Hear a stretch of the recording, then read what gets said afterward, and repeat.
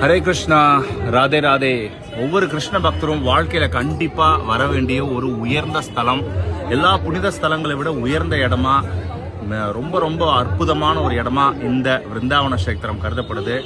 அதாவது வைகுண்டத்தில் கூட பார்க்க முடியாத அற்புதங்களை மதுராபுரியில கிருஷ்ணர் காமிச்சாரு. மதுராவில் உயர்ந்த இடமா விருந்தாவனம் கருதப்படுது.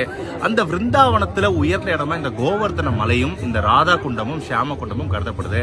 இதான் இந்த ராதா குண்டத்துடைய காட்சி. ஷியாம குண்டம் அந்த பக்கம் இருக்கு. ஸோ ராதா குண்டத்தை ஒருத்தர் பார்க்கறது உண்மையிலே பெரிய பெரிய பாக்கியம்.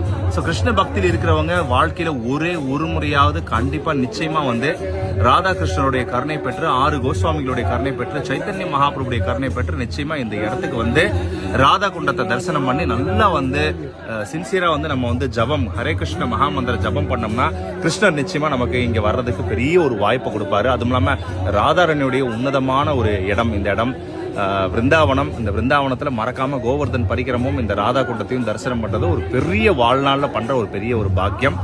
எல்லாருக்காகவும் நான் இந்த விஷயத்த சொல்றேன். ஸோ விருந்தாவனத்தில் இருக்கிற மற்ற இடங்களையும் நான் காமிக்கிறேன். நம்ம சேனலை நீங்க ஃபாலோ பண்ணிக்கோங்க. ராதே ராதே, ஹரே கிருஷ்ணா.